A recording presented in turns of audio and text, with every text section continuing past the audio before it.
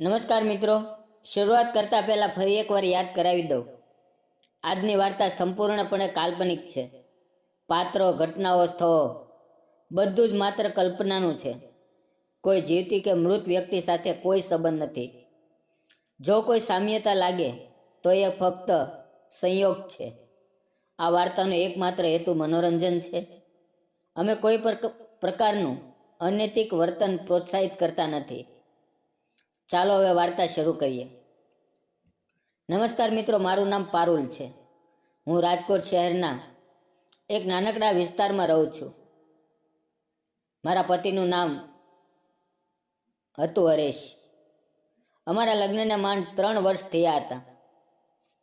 એ ખૂબ હસમુખો, સપના જોનારો માણસ હતો. એનું સપનું હતું કે એક દિવસ પોતાની નાની મોટરસાઇકલની ગેરેજ ખોલે. એ રાત દિવસ મહેનત કરતો, લોકોની બાઇક રિપેર કરતો. લોકો એને હરેશ મિસ્ત્રી કહીને ઓળખતા. પણ નસીબમાં શું લખાયું હોય એ કોણ જાણે છે. એક રાતે એ એક ગ્રાહકની નવી બુલેટ લઈને ટ્રાયલ માટે ગયો હતો. રસ્તામાં એક ટ્રકવાળાએ ઓવરટેક કરવાના ચક્કરમાં એને ધડાકો મારી દીધો. હોસ્પિટલમાં લઈ જવાયા ત્યાં સુધીમાં એ દુનિયામાં નહોતો રહ્યો. એ વખતે હું 7 મહિનાની ગર્ભવતી હતી. મારા પેટમાં એક નાનકડું જીવ ધડકતું હતું અને બહારની દુનિયાએ મારી પાસેથી એના પિતાને છીનવી લીધા. 2 મહિના પછી મને એક દીકરી થઈ. એમનું નામ મેં હર્ષિતા રાખ્યું, કારણ કે હરેશની યાદ હંમેશા મારી સાથે રહે એવું મેં ઈચ્છ્યું હતું. હરેશે થોડા ઘણા પૈસા બચાવ્યા હતા, પણ એ ખૂટવા લાગ્યા. ઘરનું ભાડું, દીકરીની દવાઓ, મારી માંદગી બધું એક સાથે આવી પડ્યું. હું રાતે રડતી, દિવસે હસવાનો ઢોંગ કરતી. મારી સાસુ એકલા હતા. એમની તબિયત પણ નબળી. એક દિવસ એણે કહ્યું, બેટા, હું નથી રહેવાની, તું જીવતી રહેવાની છે. તારે હર્ષિતા માટે જીવવાનું છે. મેં નક્કી કર્યું કે મારે નાની મોટી નોકરી કરવી છે. મેં BCom કરેલું હતું. થોડું કોમ્પ્યુટરનું જ્ઞાન પણ હતું. મેં શહેરની ઘણી ઓફિસમાં અરજી કરી. ઘણા ઠેકાણે લેડી હોવાની ના પાડી. આખરે એક મોટી ટેક્સટાઇલ કંપનીમાં એકાઉન્ટની નાની પોસ્ટમાં હોય. મહિને 12,000 રૂપિયા. એટલે શું થાય? ઘર ભાડે, દીકરીનું દૂધ, દવા, બસ પાસ. છતાં મેં કામ શરૂ કર્યું. કંપનીનું નામ હતું કિષ્ના ટેક્સટાઇલ્સ. માલિક હતા શ્રી કિશોરભાઈ પટેલ. ઉંમર લગભગ 45-47 વર્ષની. એ લોકો એને કેબી સાહેબ કહેતા. ખૂબ શાંત, ઓછું બોલનારા, પણ ખૂબ સમજુ માણસ. એમની પાસે 2 મોટી મિલો હતી, એક રાજકોટમાં, એક સુરતમાં. લોકો કહેતા કે એમના પત્નીનું નિધન થયું છે. એકનો એક દીકરો છે જે અમેરિકામાં રહે છે. મારું કામ હતું બિલિંગ, પેમેન્ટ ચેક કરવું, બેંકના કામ. શરૂઆતના દિવસોમાં હું ખૂબ ડરતી. એક દિવસ મેં એક મોટી ભૂલ કરી. એક સપ્લાયરનું 85,000 રૂપિયાનું બિલ ડબલ પેમેન્ટ થઈ ગયું. મને ખબર પડી ત્યારે મારા હાથ પગ ઠંડા પડી ગયા. મેં રડતા રડતા કેબી સાહેબની ઓફિસમાં જઈને બધું કહી દીધું. મેં કહ્યું, સાહેબ, મારી નોકરી જતી ન કરતા, પણ હું આ પૈસા પાછા ભરીશ, થોડા થોડા કરીને. એમણે શાંતિથી મારી તરફ જોયું, એક ગ્લાસ પાણી મંગાવ્યું, મને પીવડાવ્યું અને કહ્યું, પારુલ, ભૂલ દરેક માણસ પાસેથી થાય છે. મેં પણ જિંદગીમાં ઘણી ભૂલ કરી છે. એ ભૂલ સુધારવાથી જ માણસ મોટો બને છે. તમે ચિંતા ન કરો, હું સપ્લાયર સાથે વાત કરી લઈશ. અને ખરેખર એમણે એ જ દિવસે ફોન કરીને પૈસા પાછા મંગાવી લીધા. એ પછી એમણે મને ખૂબ સારી રીતે ટ્રેનિંગ આપી. ધીમે ધીમે મારું કામ સુધરતું ગયું. એક દિવસ હર્ષિતાને ખૂબ તાવ આવ્યો. રાતના 2 વાગ્યે હોસ્પિટલ લઈ જવી પડી. મારી પાસે પૈસા નહોતા.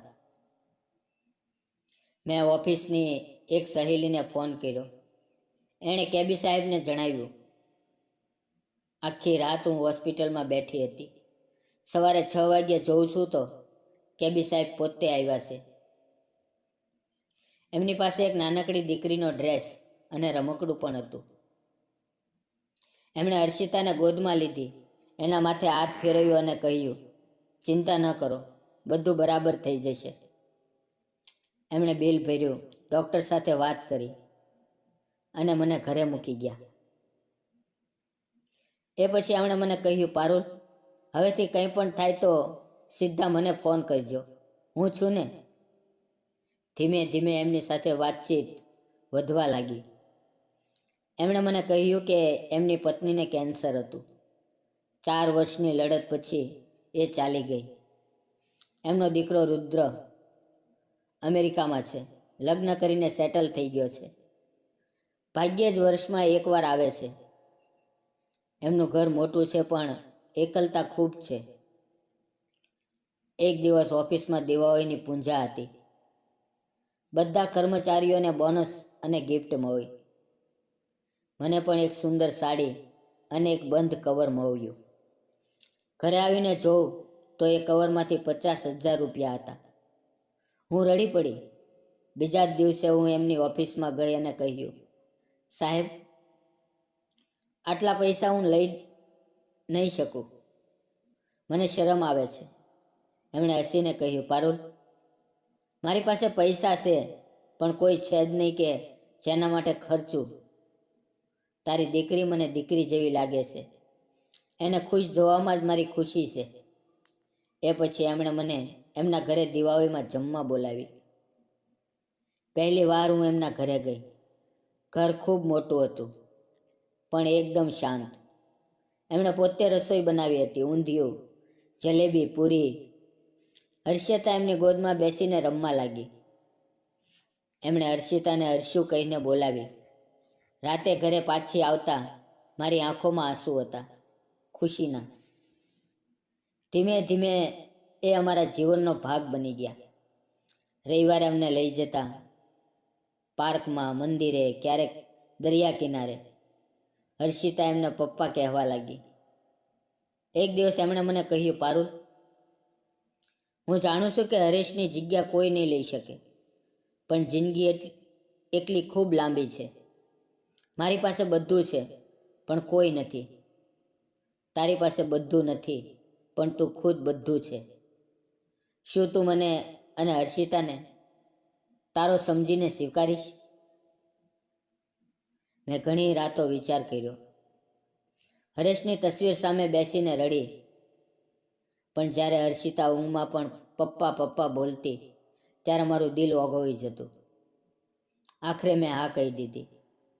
અમે ખૂબ સાદી રીતે લગ્ન કર્યા, ફક્ત પરિવાર અને થોડા નજીકના મિત્રો. હર્ષિતાએ લાલ ડ્રેસ પહેર્યો હતો અને કિશોરે મને ગળામાં વરમાળા પહેરાવી. એ દ્રશ્ય જોઈને બધાની આંખોમાં આંસુ હતા. આજે હર્ષિતા 7 વર્ષની છે. એ બેસ્ટ સ્કૂલમાં ભણે છે.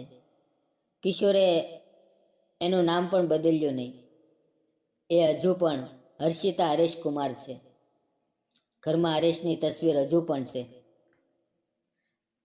અમે એની સામે દરરોજ દીવો કરીએ છીએ. કિશોર કહે છે, એની દીકરી મારી દીકરી છે. આજે મારું ઘર હસે છે. હર્ષિતા સવારે ઉઠીને 2 પપ્પાને ગુડ મોર્નિંગ કહે છે.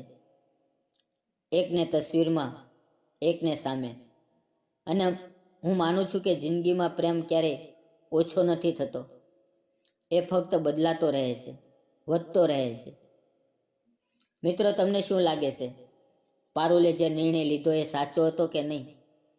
આ વાર્તા એક જ વાત કહે છે, જિંદગીમાં ક્યારેય એક જ દરવાજો નથી હોતો. જ્યારે એક બંધ થાય છે ત્યારે બીજો પણ ધીમે ધીમે ખુલતો જાય છે. ફક્ત એને જોવાની અને સ્વીકારવાની હિંમત જોઈએ. તો મિત્રો, વાર્તા ગમી હોય તો વિડીયોને લાઇક, ચેનલને સબસ્ક્રાઈબ અને એક નાની કોમેન્ટ જરૂર કરજો. ફરી મળશું આવતીકાલે એક નવી વાર્તાની અંદર. ત્યાં સુધી આવજો. વિડીયો પૂરો જોવા બદલ આપ સૌનો દિલથી ખૂબ ખૂબ ધન્યવાદ મિત્રો.